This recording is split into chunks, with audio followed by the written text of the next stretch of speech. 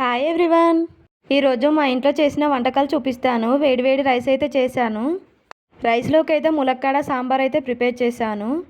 ఈ ములక్కాడ సాంబార్ అంటే మా ఇంట్లో వాళ్ళందరికీ చాలా ఫేవరెట్ ఫుడ్. అందులో మా చిన్నబాబుకి అయితే చాలా చాలా ఇష్టం. ఈ సాంబార్ని అయితే వీక్లీ 2 టైమ్స్ అయితే ఇంట్లో ప్రిపేర్ చేస్తాను. ములక్కాయలు తింటే హెల్త్కి కూడా చాలా మంచిది కదా. ములక్కాయలతో మునగాకుతో చాలా ప్రయోజనాలు ఉన్నాయి.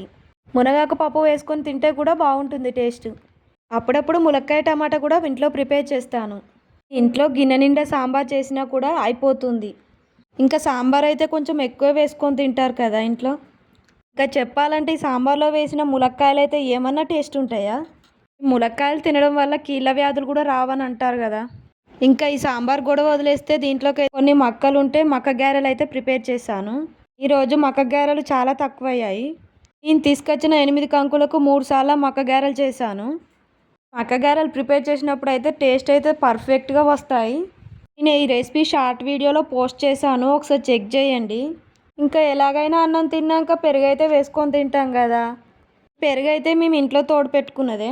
వీడియో మీకు నచ్చితే ఒక లైక్ చేసి సబ్స్క్రైబ్ చేసుకోండి. మళ్ళీ నెక్స్ట్ వీడియోలో కలుద్దాం. అంతవరకు బాయ్ బాయ్.